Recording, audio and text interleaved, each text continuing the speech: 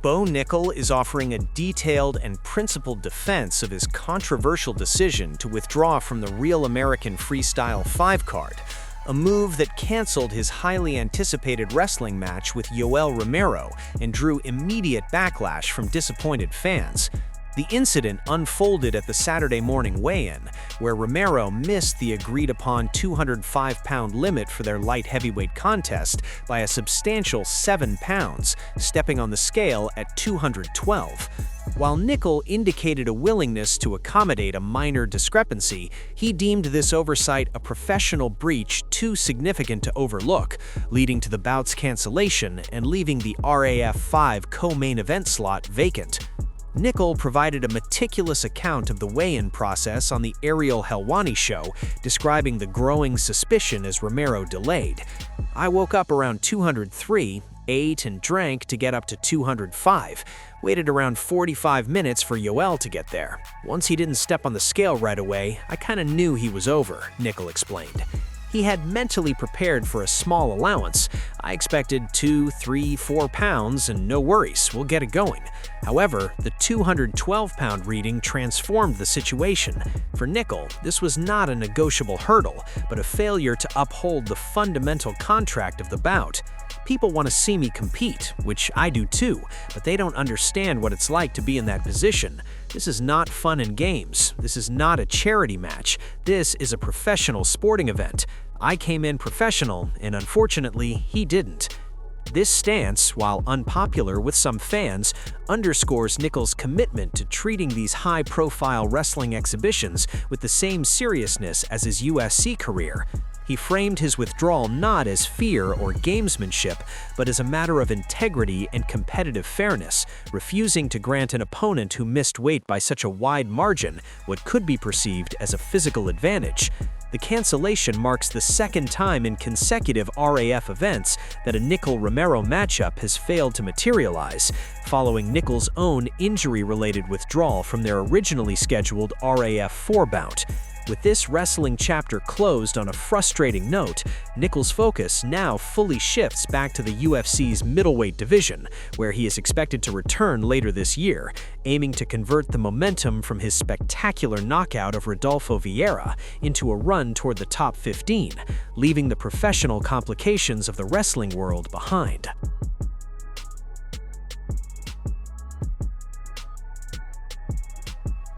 Fresh off a commanding wrestling performance at RAF 05, former interim welterweight champion Covington is signaling a strategic pivot in his combat sports career, announcing his intention to move up to the middleweight division and immediately calling for seismic matchups against two. Fresh off a commanding wrestling performance at RAF 05, former interim welterweight champion Covington is signaling a strategic pivot in his combat sports career, announcing his intention to move up to the middleweight division and immediately calling for seismic matchups against two of its biggest stars, the combustible former champion Sean Strickland and the striking maestro and former king Israel Adesanya.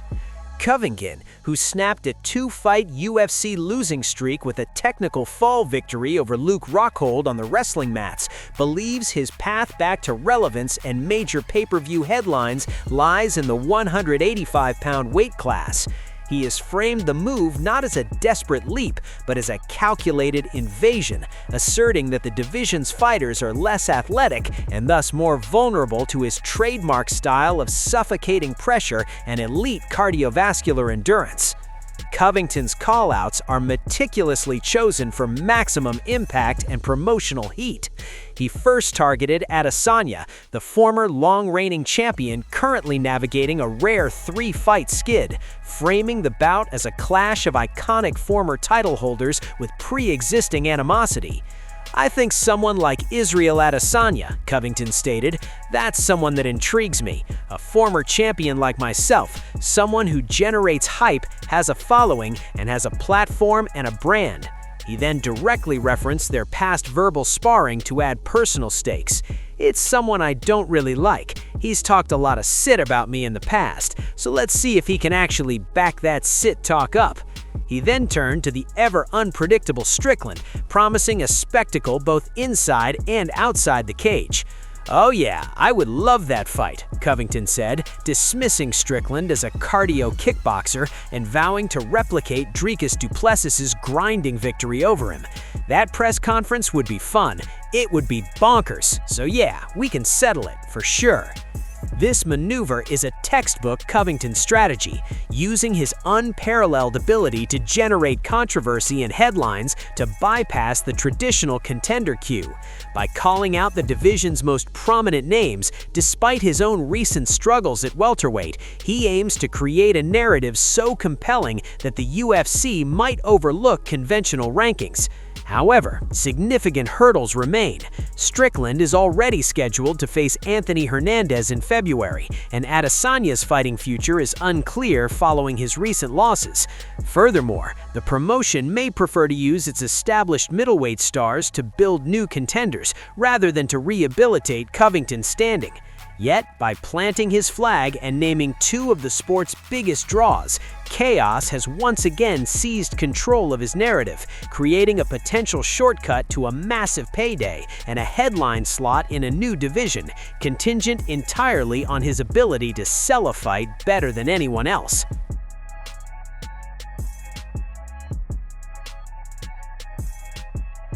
Following a brief period of public speculation, UFC welterweight contender Sean Brady has formally and conclusively abandoned any consideration of a drastic cutdown to the lightweight division, after scientific analysis revealed the move would be medically perilous and functionally unachievable for his physiology. In the aftermath of his stunning first-round knockout loss to Michael Morales at UFC 302, Brady had publicly mused about the possibility of dropping to 155 pounds, seeking a fresh start in a new weight class. However, the idea was met with immediate skepticism from fans and analysts who pointed to his thick, power-built frame. Brady has now confirmed those doubts were well-founded, revealing that rigorous testing has permanently closed the door on the notion. On his podcast, Brady detailed the process that led to his decision. He underwent a DEXA body composition scan while adhering to a stringent post-fight diet, determining that his absolute lean baseline weight was approximately 190 pounds at just 7% body fat. This finding presented an insurmountable obstacle. To make the 155-pound lightweight limit, he would need to shed over 35 pounds from an already extremely lean and muscular physique. "I was talking to the guys at the UFC PI, and they said I'd almost have to cut off a limb to try and make it," Brady recounted, using hyperbole to underscore the extremity of the cut required. The data provided a clear, objective verdict that overruled any competitive curiosity.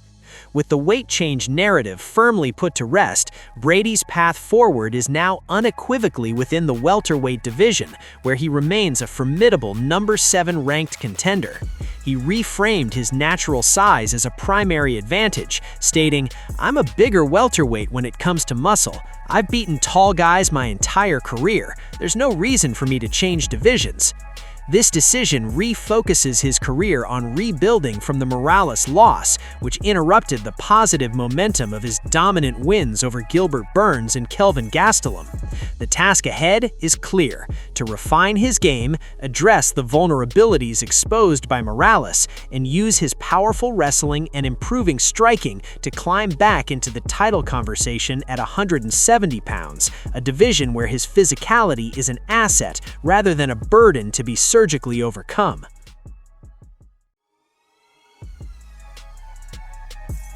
The seismic shift in the UFC's broadcasting landscape, marked by its historic $7.7 billion move to Paramount Plus, has inevitably created casualties, with ESPN not opting to renew the contracts of several high-profile MMA personalities who became synonymous with the promotion's coverage over the past 7 years. According to reports, the network has parted ways with a cadre of top-tier talent, including former champions and analysts Daniel Cormier, Chael Sonnen, and Dominic Cruz, as well as respected play-by-play voice John Anik.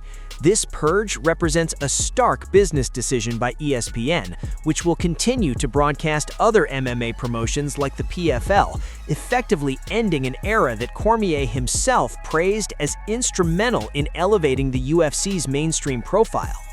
While these on-air stalwarts face an uncertain, immediate future, the UFC's transition to Paramount Plus is designed to maintain continuity for its core broadcast team.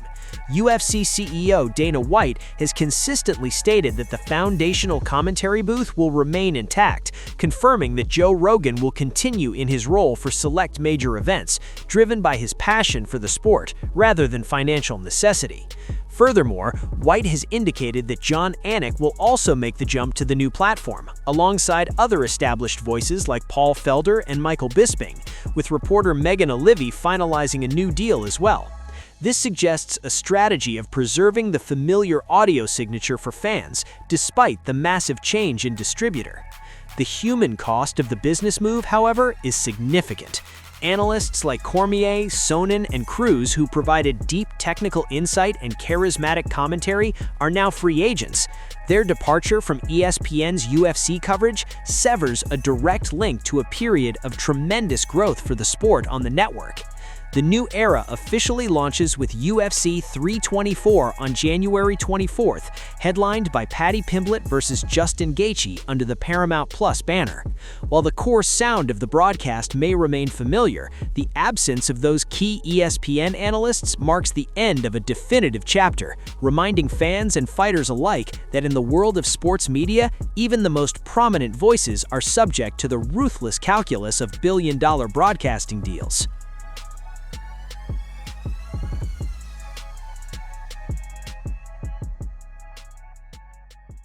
The narrative surrounding Ilia Topuria has undergone a dramatic and concerning shift.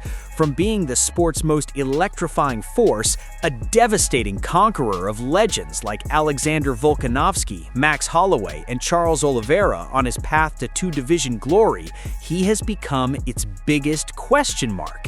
As the UFC forges ahead with an interim lightweight title fight at UFC 324, the undisputed champion is sidelined, embroiled in a severe personal crisis involving a public divorce and custody battle. This limbo has led UFC veteran Matt Brown to voice a stark and unsettling prediction for 2026.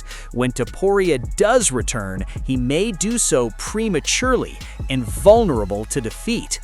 Brown, speaking from the hard-won perspective of a fighter who nearly retired during his own divorce, outlined the invisible, cumulative toll such trauma takes on an athlete. I think he'll end up breaking to that, but it's not going to be a good time, and he's going to be dealing with shit, Brown said. He detailed how the constant stress disrupts sleep, elevates cortisol levels, and imperceptibly erodes physical performance and recovery. Tiny little worms crawling around in the brain that chip away at a fighter's edge. Brown emphasized that finalizing a divorce is not a clean endpoint for the emotional turmoil, and the public nature of Topuria's situation means media scrutiny will constantly reopen wounds. While Brown believes Topuria is that good and a smart fighter who sees the long game, he issued a grave warning about the intersection of personal strife and elite competition. If you're not trained properly, your head's not proper, anything can happen, he stated, noting that opponents like Justin Gaethje or Paddy Pimblett are no slouches.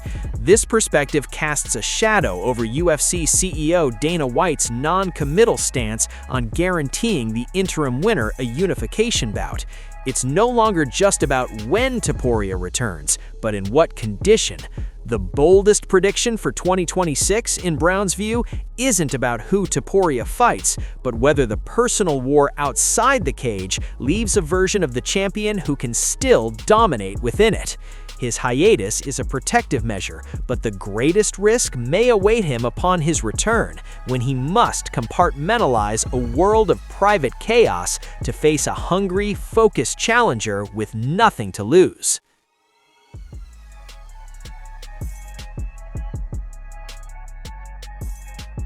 Sean O'Malley's assessment of Petr Yan's title-winning performance against Merab Dvalishvili transcends typical pre-fight hype. It is a detailed and genuine appreciation from one elite striker for the masterpiece of another.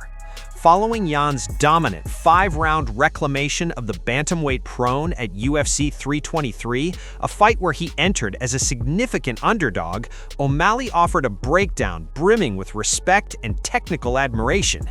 "It was such a beautiful performance. It was one of the sickest performances I've ever seen," O'Malley stated, highlighting the nuanced brilliance that led to Yan's victory. He pointed to specific fight-altering moments, like the vicious forearm elbow strike that damaged Dvalishvili in the first round, and marveled at Yan's defensive wrestling, which stifled the champion's relentless grappling assault, allowing only 2 official takedowns on 24 attempts. This praise is deeply informed by O'Malley's own history in the division. Having lost twice to Dvalishvili himself, he possesses an intimate understanding of the suffocating pressure Yan had to neutralize.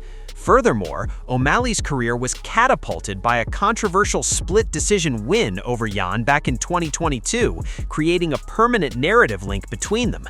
His fandom for Yan is long-standing, describing the Russian as a scary little dude and one of my favorite fighters to watch since his rise, acknowledging the cold, technical violence that defines Yan's style. Now, with Yan back as champion, O'Malley is strategically positioning himself for what he views as the most lucrative and logical next chapter. He has a pivotal hurdle in Song Yadong at UFC 324, but should he clear it, his sights are unequivocally set on a title rematch. "I think I go out there and beat Song. Me versus Petr at the White House just makes sense," O'Malley argued. He framed the potential bout as the pinnacle of bantamweight spectacle, conceding that while Merab Dvalishvili may have the sporting merit for a trilogy, the Yan rematch represents the bigger commercial blockbuster.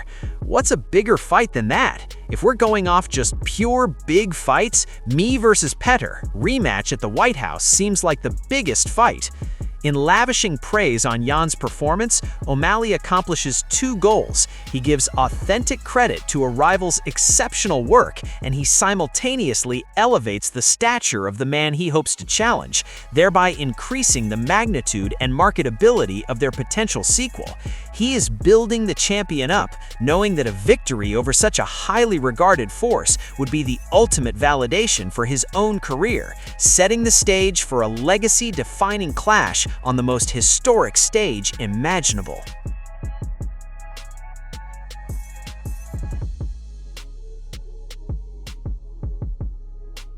The conversation surrounding Khamzat Chimaev's ceiling has officially expanded beyond the confines of the middleweight division, with a growing consensus among elite fighters that his destructive style could wreak similar havoc at light heavyweight.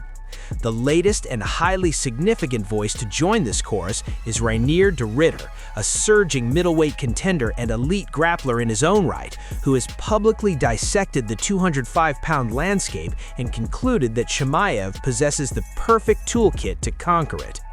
"I think he would do very well at light heavyweight," de Ridder stated, anchoring his analysis in a critical stylistic observation. "His wrestling in a division that is very low on great wrestling, I think he'd do very well there." This endorsement is particularly compelling because it comes not from a casual observer, but from a divisional rival and technical savant who is himself considering a move upward. De Ridder's perspective carries the weight of a practitioner who understands the mechanics of high-level grappling and the specific challenges of imposing one's will on larger opponents. His diagnosis highlights what many see as a potential vulnerability in the current light heavyweight hierarchy, a relative dearth of chain wrestling maulers of Chimaev's caliber. In de Ridder's here, Chimaev's overwhelming pressure, relentless takedown pursuit, and top control brutality would translate seamlessly, allowing him to neutralize the striking power of the division's best by dictating where the fight takes place. Remarkably, de Ridder's analysis arrives almost in lockstep with the recent monumental praise from Jon Jones, who declared Chimaev could win at any weight. Jones specifically named reigning light heavyweight champion Alex Pereira and top contender Magomed Ankalaev as opponents against whom Chimaev would do great. The alignment of these two perspectives, one from the sport's arguable greatest ever fighter and another from a current top-tier middleweight, creates a powerful and unified narrative. It suggests that Chimaev's potential is not a matter of sheer size or power, but of a skill set so uniquely oppressive that it transcends traditional weight class boundaries. For Chimaev, who is currently sidelined with a foot injury before his first middleweight title defense, this external forecasting from his peers only amplifies the immense expectations surrounding his career. The public roadmap for his future is being drawn by the very fighters he might one day face, framing a move to 205 not as a risky leap, but as a logical and perhaps even inevitable expansion of his reign. The collective verdict from Jones and de Ridder posits that the light heavyweight division, for all its knockout artists and seasoned veterans, may lack the specific defensive wrestling infrastructure required to handle the storm that is Boers, setting the stage for a potential championship pursuit that could redefine the concept of divisional dominance in the modern UFC.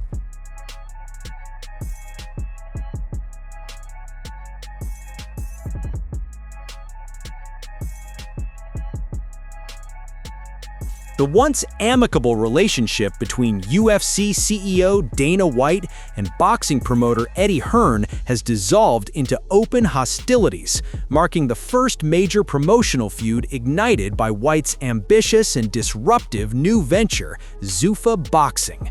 With the promotion's inaugural event, headlined by Callum Walsh vs. Carlos Ocampo, set to launch on January 23rd on Paramount+, White is executing his plan to impose a UFC-style, centralized structure on the famously fragmented world of professional boxing. This aggressive incursion has not been met with passive observation from the sport's established powers, and Hearn, the head of Matchroom Boxing, has emerged as the most vocal and surprising antagonist, a shift that has clearly taken White aback. White expressed his disappointment and bewilderment at Hearn's sharply critical stance, noting that among the good guys in boxing, Hearn was one he had long considered cordial. I was actually surprised Eddie Hearn, I've been cool with him for a long time, at his take on me getting into boxing and his reaction to it. Very negative, very confrontational, which I found weird because it's not his style. This personal sense of betrayal underscores how White viewed their past rapport, making Hearn's opposition feel like a breach of an unspoken industry truce. The core of Hearn's criticism is twofold. First, he has aggressively challenged the Muhammad Ali American Boxing Revival Act, the proposed federal legislation that would grant Zuffa Boxing the legal framework to operate as a league with its own rankings, championships, and exclusive fighter contracts, a model that directly undermines the traditional autonomy of promoters like Matchroom. Second, Hearn has publicly ridiculed the financial terms Zuffa has reportedly offered to fighters, positioning White's model not as a savior for athletes, but as a new form of constraint with inferior pay. White interprets this not as principled critique, but naked protectionism. Yes, 100% it's because we're coming to boxing, White asserted, dismissing Hearn's arguments as the defensive posturing of an entrenched incumbent. He framed Hearn's promises to beat Zuffa as hollow political rhetoric, asking, "You've been here for 25 years. What are you talking about? It's like the politician who's running for re-election. Well, why didn't you do that in your last term?" This feud represents more than just a war of words. It is the first strategic clash in White's campaign to reshape boxing's economic and operational foundations. Hearn, as a leading gatekeeper of the old guard, perceives Zuffa not just as a competitor for dates and fighters, but as an existential threat to the promoter-driven ecosystem that has defined the sport for decades. By painting Zuffa's contracts as exploitative and its model as a dangerous monopoly, Hearn is fighting to preserve the very system White aims to dismantle. The breakdown of their relationship signals that Zuffa Boxing's launch will be met not with curiosity, but with fierce fierce, coordinated resistance from the industry's most powerful players, setting the stage for a brutal promotional and legislative war that will define the future of both sports.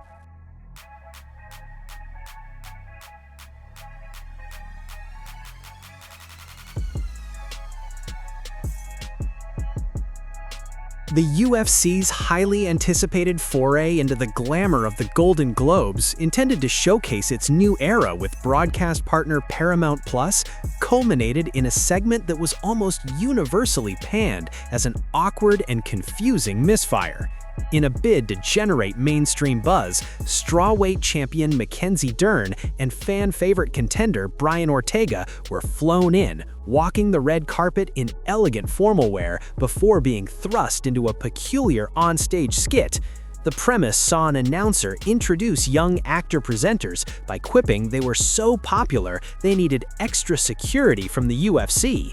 Dern and Ortega then emerged, clad in UFC tracksuits and gloves, performing a silent, stern-faced patrol of the stage before wordlessly exiting, their sole purpose being to set up a punchline that never arrived. The execution was immediately met with a wave of criticism across social media, with viewers labeling the moment cringe, bizarre, and painfully awkward. The core failure was multifaceted. Firstly, it reduced two of the sport's most recognizable athletes, a reigning world champion and a former title challenger known for thrilling fights, to the role of silent, intimidating props. They were given no lines, no opportunity to display their personalities, and no meaningful interaction with the ceremony or the actors they were supposedly protecting.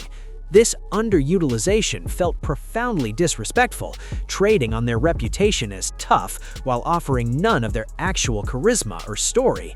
Secondly, the bit's intended humor was entirely lost. The juxtaposition failed to land as clever or meta, instead reading as a non-sequitur advertisement that disrupted the flow of the award show for both the live audience and viewers at home. For Dern and Ortega, the appearance became a strange footnote in their active careers.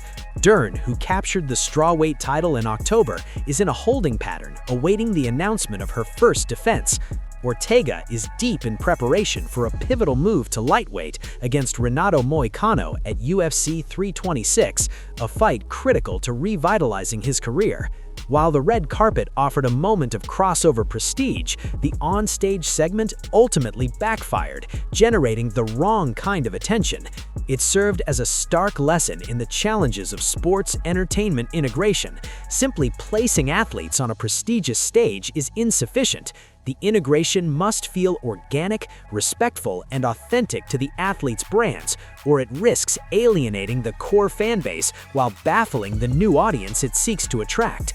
In this case, the attempt at synergy highlighted a disconnect, leaving two champions looking out of place in a moment meant to celebrate their arrival in the mainstream.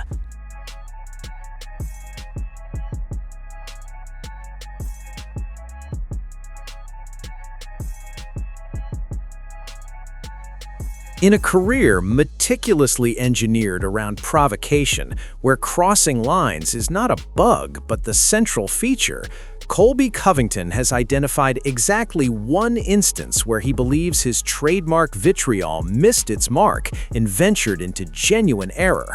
The former interim UFC welterweight champion, who has built his entire public persona on delivering ruthless, often deeply personal attacks against opponents, their families, and their cultures without a hint of remorse, has drawn a solitary line in the sand of his own making. That line was crossed not with a remark about a fighter's deceased father or a jab at a nation's political strife, but with a threat made in 2018 against the most influential voice in mixed martial arts, commentator and podcast titan Joe Rogan. This singular admission of regret reveals a calculated understanding of the sport's power structure and the rare figure whose goodwill is too valuable to permanently sacrifice, even for a professional heel like Chaos. The genesis of the incident was Rogan offering Covington unsolicited counsel on his podcast, cautioning him that his escalating verbal war with John Jones, Covington's former college roommate, could escalate beyond rhetoric. In character, Covington fired back with a threat to physically confront Rogan, vowing to slap the shit out of him at their next meeting. Years later, reflecting on a career defined by no regrets, Covington made a stark exception. "If I've said anything that's wrong, probably going after Joe Rogan," he stated, before clarifying his reasoning with a blend of faux contrition and cold pragmatism. "He's gonna get a pass because I got a title fight and a lot of money to make." This framing is telling. The regret is not purely moral, but economic and strategic. Rogan, as the UFC's iconic voice and owner of the most powerful platform in combat sports, represents a gateway to mainstream visibility and fan sentiment that Covington implicitly understands is unwise to permanently alienate. Covington's subsequent informal apology added a layer of personal networking to the calculus. He cited his friendship with renowned bow hunter Cameron Haynes, a close friend of Rogan's, as a factor, saying, "It wasn't a smart move. I let my emotions get the best of me." This is perhaps the most revealing line from a man who claims to operate without emotion. It acknowledges that even within his carefully constructed world of limitless antagonism, some relationships hold tangible, behind-the-scenes value that transcends promotional hype. The Rogan incident stands as a fascinating anomaly in Covington's playbook, a rare tactical retreat. It demonstrates that his chaos is, in fact, not universal or indiscriminate. There exists a hierarchy of targets, and at the very top sits a media figure so entrenched in the sport's fabric that attacking him carries a unique risk of lasting, career-damaging backlash with little compensatory benefit. By singling out this one comment for regret, Covington isn't softening his image, he's displaying a shrewd understanding of the industry's real power brokers and proving that even the most dedicated villain knows when to recognize a king.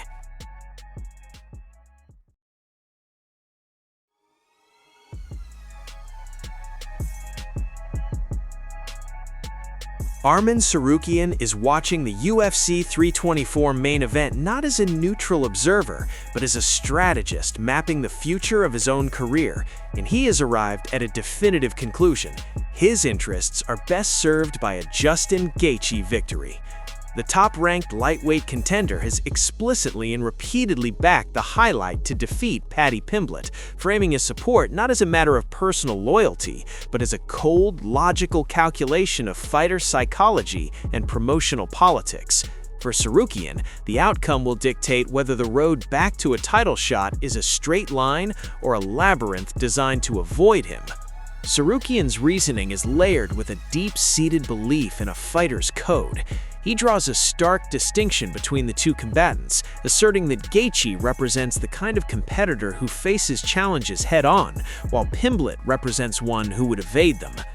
"I want Justin to beat Paddy," Tsarukyan stated. "If Justin wins, he's gonna fight me, but if Paddy wins, he is gonna try to avoid me. Paddy is not a man like Justin." This isn't just trash talk, it's a foundational part of his prediction. He trusts that a victorious Gaethje, as a veteran and former interim champion, would honor the competitive hierarchy and accept a fight against the clear #1 contender. A victorious Pimblett, in his view, would use his newfound leverage in the UFC's desire to protect a rising star to sidestep the grueling, grinding style that Tsarukyan presents. This endorsement is inextricably linked to Tsarukyan's broader, highly cynical critique of the UFC's decision to book the fight in the first place. He views the entire interim title setup as a carefully crafted star-making project for Pimblett, with Gaethje serving as the perfect marketable opponent. Tsarukyan has labeled Gaethje easy money for Pimblett, a revered and exciting name who is perceived to be on the downward slope of his career, thus providing a credible but winnable hurdle. He takes his analysis a step further, arguing that the interim belt itself is a tacit admission by the promotion that Pimblett is not a true future champion. They even gave him the interim title because he's not going to be a real champion, Tsarukyan claimed, confidently adding he can never beat Ilia Topuria. Thus, for Arman Tsarukyan, The spectacle in Las Vegas is a high-stakes preview of his own 2026. A Gaethje win validates a world where merit and toughness prevail, opening a direct path to a high-stakes fight against a respected interim champion. A Pimblett win, however, ushers in an era he fears, one defined by marketable narratives over competitive merit, where the division's most dangerous contender could be permanently frozen out by a champion and a promotion aligned in their desire to avoid a stylistic nightmare. His rooting interest is therefore a plea for a particular version of the sport, one where the path to gold is earned through facing the best, not cleverly circumventing them.